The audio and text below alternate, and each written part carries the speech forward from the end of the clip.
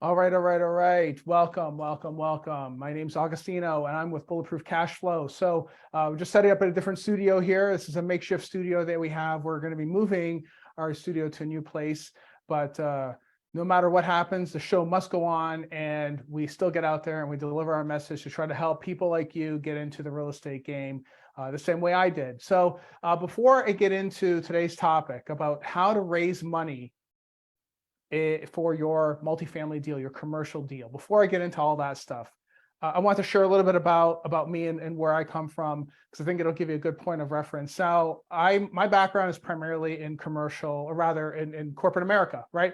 I worked in corporate for a very long time. I worked as a CIO, Chief Information Officer. I'm the guy that ran all of the IT groups, right?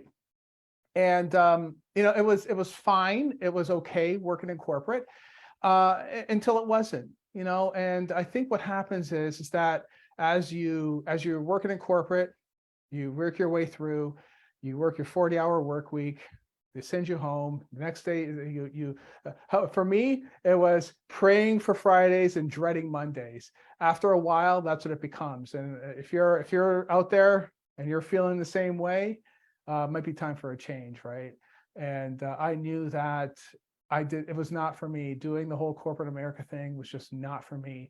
So I decided to make a change, So to that end, I quit a 6-figure career, walked away from it. I spent 20 plus years building a career in tech and went all in on real estate. And it was tough. It was tough at first. And the reason why it was so hard was because it didn't set up the processes in place to get in front of the right folks, to meet with the right people, to engage with the right mentors, right? That's really what it was. And it was, I think I added a lot more time than I should have, right? Now, not to say that, we did anything wrong. Certainly we did a lot of stuff since I started down the road of building this business. My background is really helped fulfill like what we're doing today. Today we have 3 lines of business. We have multifamily. We buy stabilized C-class multifamily. We do development, which is the biggest part of our business today in terms of where it's going. And then we have our net lease business, which is it's a fund that acquires single tenant net lease properties. The first one, which most people, I think people like you out there, you want to get into that part of the business. There's still opportunities out there to do so. That one was, that's where I started, right? And what that means is that I have to go talk to people, raise money, get them to believe in me, get them to believe in the project, and get them to understand what I'm about and why a certain project makes sense, and that's going to be our focus. But the cool thing is that the skills you learn doing acquisition can easily be applied to doing development and to doing net lease, because they're all interchangeable, right? They're all interchangeable. So anyway, I want to share that with you because I think giving you some background. And again, I wasn't born with a silver spoon in my mouth, all right? I come from a small town in Canada, didn't know anybody in the business, had no help. I learned the hard way. I had to learn through books. There were no podcasts. There were no live streams. Nobody was doing this stuff back then. I kind of had to pick this up on my own. And but it took really establishing a vision and a real belief in myself to get to where I'm at today. So today we control about $350 million worth of stuff. This includes all 3 of those lines of business I just mentioned. So needless to say, I mean, it's a lot of work that we did over the past 5 years, and I didn't do this by myself. I do it with partners, with friends, really good friends that I work with to put these deals together. So that is generally how we do it. So I wanted to share that with you. I think that giving you that perspective that no matter where you are, whoever's watching, no matter where you are, anybody can do this. What matters is really putting in the effort and the time to learning and really establishing your set times in your own life to really sit down and study the material, because that's how I did it. Okay, that's how I did it. So All right, let's get into a little bit of this about how to raise money. Okay, so before I get into it though, if you go to www. Talktobrokers.com, I think is what it is, the domain name. We'll include the domain name later on in the description, right? So there's a book, there's a free ebook, you can download it. It's totally free. Go ahead and grab it, okay? And it goes through some of the intricacies of how to put, or how to actually get cash for your deals, okay? So I think that's going to be a real big part of seeing success in what you're doing. So let's go ahead and get into it. So when first off, when you are putting together your understanding of how to do deals, okay, there's going to be three primary aspects when it comes to capital raising, okay? And what I started with was number one, okay, establishing the vision about what you want to do first, right? And what this means is that what sort of asset do you plan on buying? So it's not so much talking to the people, it's not so much making a list of who you're going to talk to, not yet, that's coming, but not yet. The first thing to figure out is, what is it that you're going to buy, and what's the play? What's the business plan going to look like? Because if you don't establish the business plan, it's going to be very difficult for you to sell it to anybody, right? And you really have to have clarity in your head of what you're going to say to people. And that's probably where the biggest things, that one of the biggest things that people don't get yet, is that by establishing clarity in your mind what the business plan is. Just like I said earlier, I have three lines of business. The first line of business is multifamily, second development, third is net lease. In that primary business, at first, when we started our business, when I first started, I was targeting 20 to 50 units. Okay, that's targeting 20 to 50 units with C-class assets, with X amount of rent, with X amount of NOI. Like I really figured out what I wanted the vision to look like. And then from there, you create a business plan around it. Okay, now this is where people fall flat. Right here is the business plan.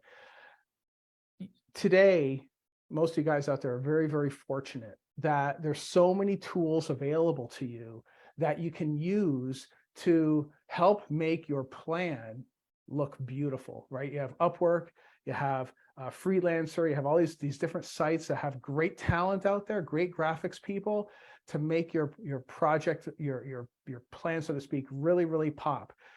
And in that plan, not only do you contain the type of deal that you want, but you also contain what sort of projections you plan on doing, what sort of return targets you're going to have, who the team is that's going to be putting it together. It's an actual business plan, right?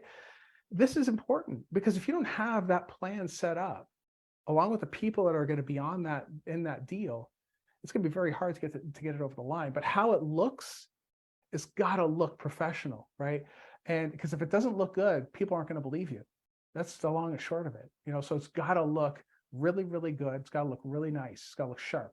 So to that end, again, in our program, we actually have a program that teaches people how to do these sorts of things, how to raise money, how to talk to folks, how to exude the confidence that you need to show a prospect that you are for real, and what to say and what not to say, because people, more often than not, they say the wrong thing, or that person may give them some advice and they totally don't even listen. It's like it goes right over their head. They keep on going, coming at them with the same stuff. You know, it's ridiculous. I've seen it happen before. And you know what? I'm all about seeing people on our team succeed. It's very, very important to me. I want to see people succeed. And the way you succeed is to actually listen to folks that have done it. I've done it. All right. So to that end, making sure your business plan is very, very sharp. We actually have as part of our program, we actually provide a business plan for you. And it's a great first step to getting your thoughts into an actual PowerPoint and designing it accordingly, right? I think that by doing that, you're going to be way, way, way ahead of really establishing what you want to see and also communicating it to the investor, the prospect. if you don't have that set up properly, it makes your life as a capital raiser that much harder.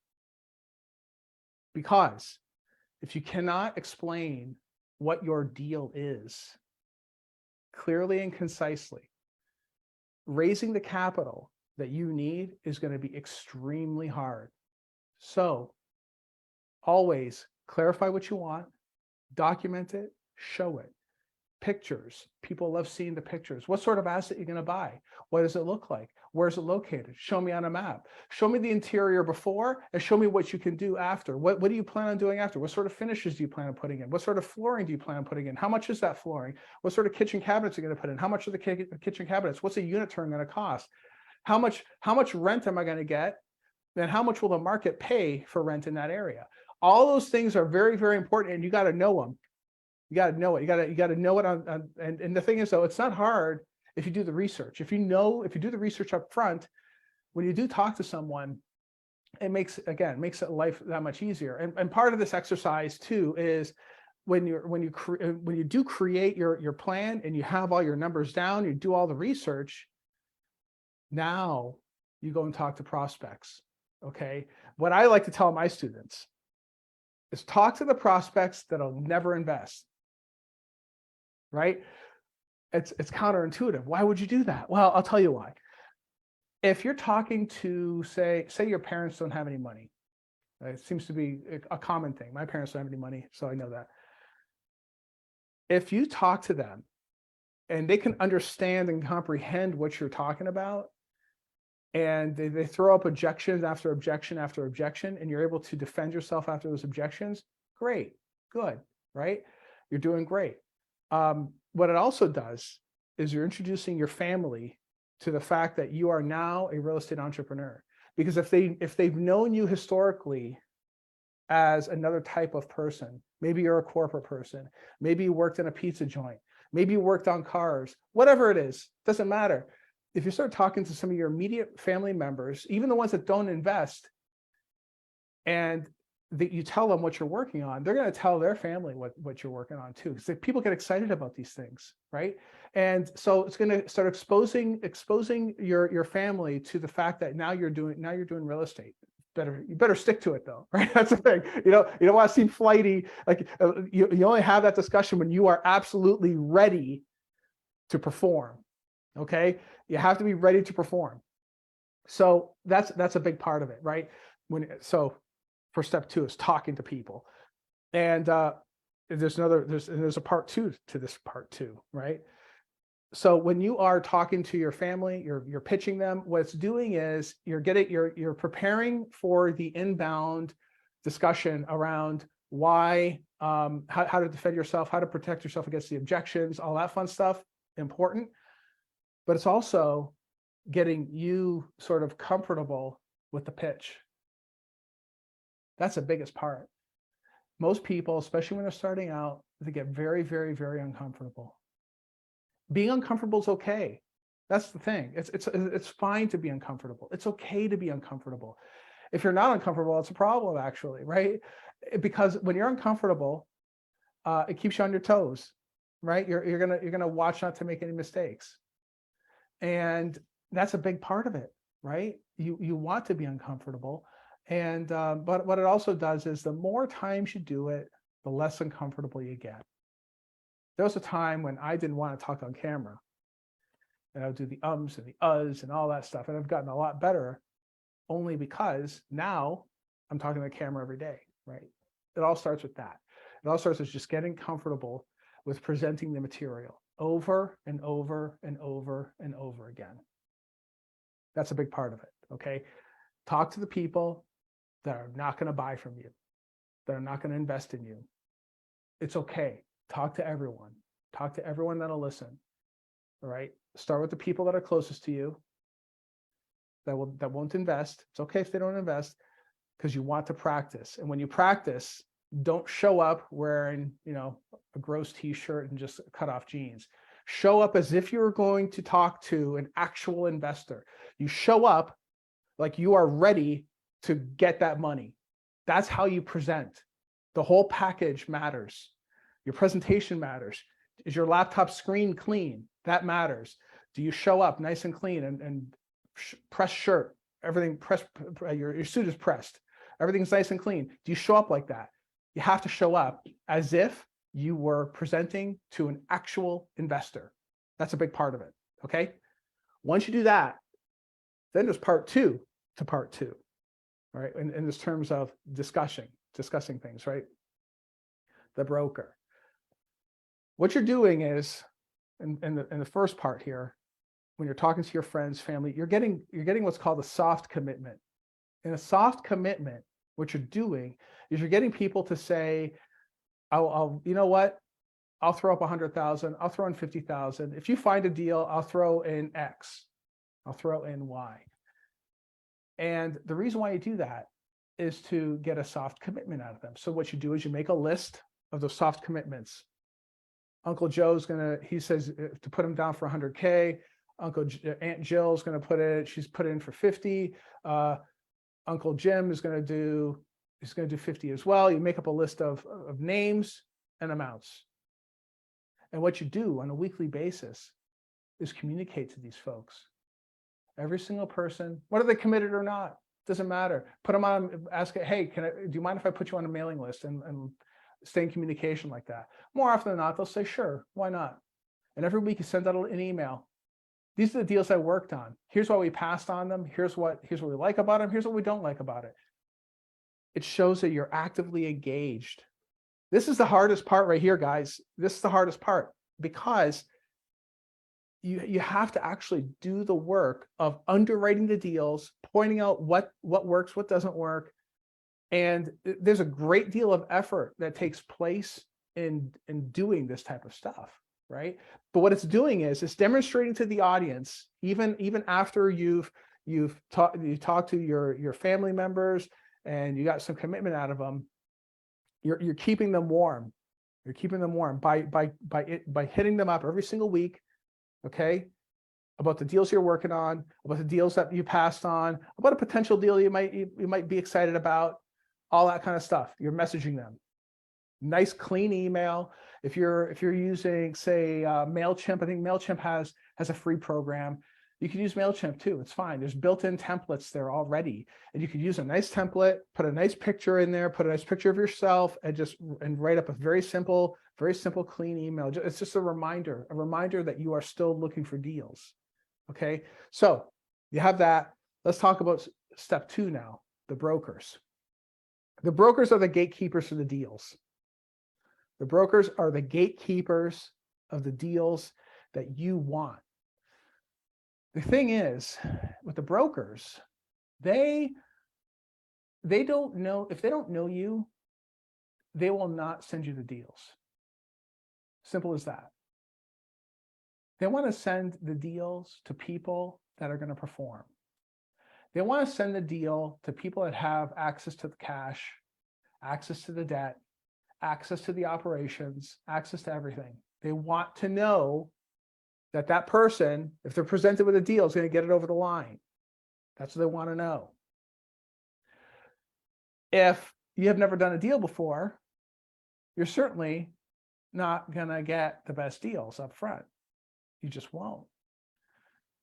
The way you overcome this is to go to the broker with your business plan. And you sit down, invite them to a coffee. You always pay for the coffee. If you're going to invite someone to lunch, if you're going to invite them, you always pay for it. Buy them a coffee, buy them lunch. Brokers love free stuff. Give them free stuff. They love it. Okay. Get the broker free stuff. Buy them a coffee, buy them lunch, buy them a sandwich, whatever. Spend time with them and learn from them. But also what you're going to have to do is present yourself in the same way that I said before. You show up dressed up to the hilt. Look good when you're presenting. Your laptop, clean screen, it's all nice and clean, looks good, looks like you've done this before. And you go through your presentation. This is why I said earlier, when you're talking to your friends and family about your deal and what you're doing and why you're doing this, you're practicing. You're practicing for the brokers too, is what you're doing. And the brokers, again, they're the gatekeepers of the deal. If they just send you a deal, always beware. Because the fact is that chances are many other people have looked at that deal, right? And the deal may be a bad deal. So you have to be careful about that. That's a whole other show on underwriting. We'll have to do that some other time. But my point is that you want to build credibility with the brokers. And if you show up not looking sharp, if you show up talking nonsense because you are trying to say, I want to put up, I want to build, or rather, I shouldn't say it like that. You want to build an affordable housing, or you want to buy affordable housing complex in a high-end A-class area. It's not going to happen. It just doesn't. You just don't. It's not done, right? You want to be in the norm. You want vanilla is perfectly fine. Be vanilla. You don't have to be wacky and different. People love the expected. They love the expected. Right? If you just play in the expected realm, you're going to be just fine. What are you looking for? Well, Mr. Broker, I'm looking for deals between 25 and 45 units. And we're looking to invest X amount of dollars. We're looking for C-class assets. These are the types you have to be very clear about it, what it is you want. What area do you want them in? Where do you want to see these properties? Where do you want to see them? And then you start walking the properties with the brokers. You go and walk the properties with the brokers. That's going to be the first step. Some brokers, they will hang up on you when you call them. They will hang up on you. They will laugh at you. It has happened to me a long time ago, right? I'd be lying if I said it didn't. Certainly did. So I learned through the school of hard knocks, right? But I learned, right? And that's why I'm passing this message on to you, is that if you're able to practice this, overcome some of those objections, you will certainly succeed, right? Anyway, so the brokers. So for part two, you have your friends and family and the brokers. Okay. And then comes step three. Okay. Now, step three, when you're trying to raise capital, is going to be to really to really start lining up the rest of the capital stack. Okay. And by that, I mean the debt itself. The debt is not usually covered as part of the capital raising formula, I guess, if you want to call it, for lack of a better term. However, that debt is extremely important. It's extremely important. Why? Because let's say, for instance, you know what? You can get your hands on $300,000. Let's say you could do it. Let's say you're great at selling. Your presentation is freaking awesome. You have your friends and family are ready. They believe in you. You've always been a good person, and you always showed up. You got good grades in school. Your family believes in you. Great. You can get your hands on $300K. You can probably leverage $300K into $1 million asset. Okay, great. And let's say a broker believes in you too and sends over a deal. Okay, super. You underwrite the deal. You like the deal. Great. What's next? The lender. If the lender doesn't believe in you, if you've never done a deal before and you expect the lender to come up with $1 million for $700,000 or $800,000, if they don't like you, you get knocked out the door. So, what does that mean exactly? How do you resolve for that? By getting partners. By getting partners. Okay, and again, this is why when I started off at the very top of this training seminar here, getting into a group that does this every single day. I'm an actual practitioner, guys. I am not just a guy that just trains folks. Nothing wrong with those folks. I'm not mad at them. All right. It's a matter of I actually do this every single day. I work on deals every single day. That's what I do, weekends included. Right. I'm always working on deals. And some of these deals are very, very complicated. Some of them are very simple. But the point is that you have to know how to put these deals together. And a big part of it is the debt. The debt, your bank is going to be the biggest investor in the deal. They have to like you.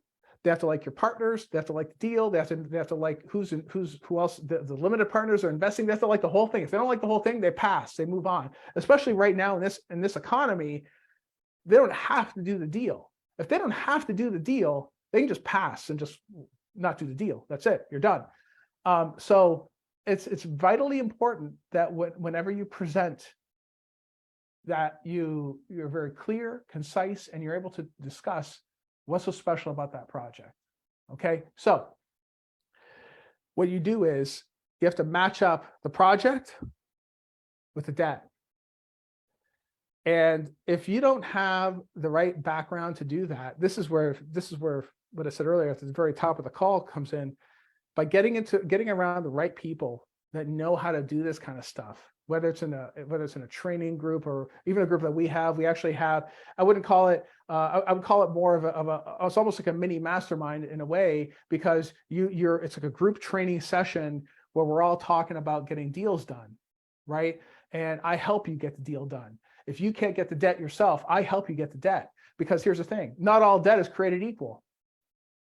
Not all debt is created equal. Some banks like doing small deals, some banks don't. Some banks like doing giant deals, some banks don't. Some banks like doing construction, some banks don't. There's one deal I looked at, I bought years ago, and the seller had asked if I would assume the loan. And the loan was with a bank I'd never heard of here in Cleveland. And I never heard of this bank. And I was still getting to learn Cleveland back then, but I never heard of this bank. So I called the bank. I already had the debt lined up, so I wasn't really worried about it. But I called the bank anyway because I said I would. I called the bank and I asked them, like, how much is the interest rate? The interest rate was like 1.5 points higher than normal. It was a 5.5% interest rate. Back then, it was like the going rate was like 3.2. And had a 25-year amortization. Most multifamily deals have like a 30-year amortization. So it's only those 5 years, but the longer you stretch out the amortization, the lower the payment is. And when you have lower payment, your NOI, your cash flow is far greater. Okay. So those 5 years matter. The longer the amortization, the better it cash flows. Okay. So there's a 25-year am. And I asked the guy, it's like, so the seller was struggling with the deal. That's why we bought it. We knew that we can get better debt on it. I asked the bank, the guy who ran the bank, I said, so what's up with this deal, man? Like, why'd you guys do this deal for? It really is the guy did it. The bank manager did it because he was friends with the guy the seller of this property. And that's the only reason why they did the deal. Anyway, so I asked him, it's like, why, like, I got to ask, why are these terms so terrible? Like, why they like 5.5%, 30-year or 25-year amortization? Why is that? He says, the banker says, we don't like doing multifamily. We love industrial. Point there being, not all banks like doing multifamily, believe it or not. Not all of them do. Some banks like doing industrial. Some banks like doing retail. Some bank they like doing net lease. It depends, So this is why working with a great broker matters. It matters. So the broker knows how to match up the deal that you're working on to a deal that with the capital, right? We have all that. We know how to do all that stuff too. But this is where the legwork comes in for you. Is again, when you are talking to those brokers. Let's say, for instance, you're going to try to find those brokers. Okay, the broker's going to start asking you questions. How credible is this person? And you're going to have to do your dog and pony show all over again. Get dressed up, put on your suit, get out your computer, screen clean, and then you go and deliver your pitch. Tell the broker about you. Why should they work with you? How credible are you? Right? It's vitally important. It is absolutely vitally important that you do that. Now, there's going to be a time when, let's say, for instance, you can't qualify for a loan that size. Typically, the bank, the lender, they're going to want to see you have some sort of experience. They're going to want to see that you've done property management before. They're going to want to see that you have property management lined up. And in your business plan, you've already defined that, right? In your business plan, you've already said, I have So ABC Property Management or whoever, right? You've already had that discussion with property management. You already have someone on your team. Make sure they're a great property manager. Don't take on crappy property management because they can break or they can kill a deal or they can make it great. Always bring on the right property management. Again, that's another show, right? So when you're defining your business plan, you're talking about who your property manager is. You're talking about all that fun stuff. And the thing is that what you're doing is you are, if you're unable, if the bank is like, they like the deal, but you know what, you just don't have enough horsepower yet in terms of the management, maybe in terms of your net worth. Maybe you don't have enough net worth because maybe you're just starting out. Maybe get your hands on the equity, but you know, your net worth is maybe it's only $50,000 or $100,000, you know, maybe you're a young person just starting out. So what do? You partner up with someone. You partner up with someone that knows the ropes and that can vouch for you. That's how you do it. That's the secret. And this is where people will sometimes get greedy, right? What they'll do is they'll say, no, maybe someone will come up and say, you know what? Okay, fine. I want half of the general partnership, right? I want half. So you and I split the deal at 50-50. Or maybe they'll even say they want 60-40. Don't get greedy. Get deal number one done. Get deal number one over the line. You get deal number one over the line, that's far more important than 10% or 20%. Way more important. Why? Because what you're doing is you're going to demonstrate that you can get the deal done, and you're also learning how to close a deal. Like, because conceivably, if that other person, if that person who has the ropes, they already know the ropes, and they can get you over the line in terms of your net worth. They have liquidity, they have all that. But if you're running the deal, you're going to learn how to put a deal together. You're going to visualize it. You're going to see, you're going to experience it firsthand. And it's going to be scary at first. It's going to be a lot of work, right? It always is. The first deal is the hardest. The first deal is always the hardest. But here's the cool thing is that once you get that first deal done, the second one becomes easier. The third one's even easier. The fourth, fifth, sixth. We have like 5 or 6 deals cooking at once all the time. You know, so you get really, really good at it. But you have to start with number one. Don't get greedy. Don't ever get greedy. Never. It's not worth it. If someone is bringing the liquidity, the net worth to the table, and they're not jerks, and you like them, and they're stand-up folks, get them in as a partner. Hell, do more deals with them. You know, if they're willing to sign on. Don't ever get greedy about getting your first deal done. Getting your first deal done is super, super, super important. It's going to help you with opening up the door to more deals. Why? Because here's the thing, brokers talk.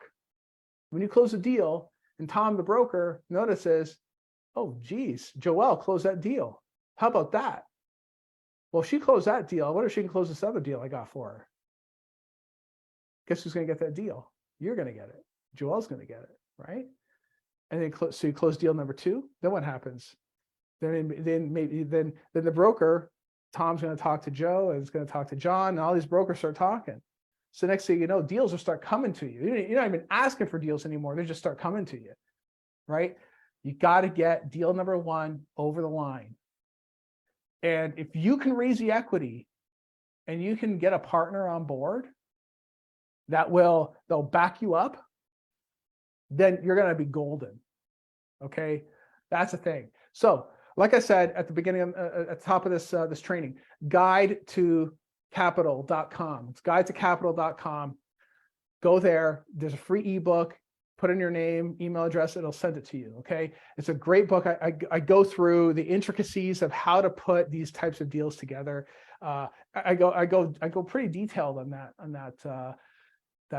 PDF. So it really is a great resource for you. So definitely check that out. Okay. So once you have those 3 things lined up, your presentation, your people, and your lenders, now you're off to the races in terms of really getting getting the deal put together. Okay. And I wanted to focus just on the capital raising part. There's a lot to this business, but you know what though? If you execute properly, it's totally worth it. It really is. It really is. I cannot explain how it's changed and enriched my life. It certainly has. It's been a wild ride. I certainly, I have some tough days doing what we do. Like I said, we have a lot of deals cooking. We deal with a lot of crap. Not every day is a highlight day, but I would gladly take a low day working this than a high day working in corporate, because nothing ever beats freedom. And if you go into this with that type of goal in mind, that you want freedom, you want to work for yourself, real estate is really the only thing that's left at this point. That makes sense. Certainly you can invent something. You can invent a little widget that will, I don't know, do something. It doesn't even matter what it is, right? The hardest part to getting a deal done with some widget you created is getting an investor to come on board for, like, let's say you needed $250,000 for a widget, and you talk to everybody. They don't see it. They don't understand it. It's brand new. It's a risk. I'm not risking my money. Forget your widget. I'm not doing it. That's what you're going to hear. I'm not discouraging you from becoming an inventor or anything else like that. But here's the thing. Because I was that guy. I created all kinds of really cool tech years before you see, like, this stuff that you see today. I created it 10 years prior. Secured voice, secured video, tablets, all that stuff. I did that way before it was ever commonplace like it is today. The cool thing though is that with real estate, people see it, they conceptualize it. Some of the buildings that we own have been there since the 1960s. And the bank is all about getting in on those deals. They're all about it. They love doing those deals, right? So it's like, and if you could, if it's already cash flowing, if it's a cash flowing deal, it already produces cash flow on a quarterly basis. How do you turn that deal down for your investors, right? It's like, it's a great way to build wealth. Certainly, if you could do that and you still want to invent stuff, sure, go ahead and invent stuff. That's perfectly fine. But I think first off, getting that cash flow running perfectly is a priority without having to worry about having a job or something like that. It's gonna free up your time, because part of why you're doing all this, guys, part of why you're doing all this is to free up time. Time is the only resource that you have right now that's not renewable. You can always get more money. You can always get more fuel. You can always buy more clothes. You can do all that stuff. What you can never get more of is time. Every single day you wake up, you're one day older. So how you use that time becomes incredibly critical, becomes really, really critical. And if you are doing real estate, the great thing about it is that it can cash flow if you do it properly. It can cash flow, and it allows you to free your time up to do whatever you choose. If you didn't want to invent something, super, go ahead and do that. If you wanted to travel, you can do that too. The hardest part, though, is getting started. That's the hardest part, guys. So like I said, if you go to download the ebook, or just send a message here, if you're watching, drop me a DM with the word bulletproof, and we can reach out to you and we can tell you a little bit about what we do and how we can help you get into this game. I tell you, it's very reasonable in terms of cost and everything else like that. But more importantly, I think more importantly than ever, is that you're going to learn from someone who actually does this for a living. I do this for a living. I do it every day. I'm not just some guy, pointing at buildings and say, yeah, I invested in that. Nothing wrong with investing in it, but I actually do the work, right? So it's you get an actual guy who's getting his hands dirty with putting these deals together. And usually there aren't too many of those people that are out there doing that. They're just pure educators. And again, I'm not throwing stones at those people. I'm just saying, if you want to learn from a person who's actually a practitioner who does this day in, day out, hit us up. All right, that's all I'm saying. So with that, again, if you guys have any questions about capital raising, I would first start with guidetocapital.com. Go ahead and download that. DM me the word bulletproof if you're interested in learning more about the program that we offer. It's, again, great program. We teach you how to underwrite deals. We teach you how to find deals. We teach you how to put these deals together, and more importantly, we also have a community around all this, so you can communicate with other folks just like you that want to get into this game. Okay, so if you want to learn more about that, go ahead and hit me up. All right, so with all that, guys, thank you so much. We're going to have a recording on this on YouTube, so if you want to go back and listen to it, you can go ahead. It should be there in the next, I don't know, day or so. Okay, take care, guys. Talk to you soon. All right.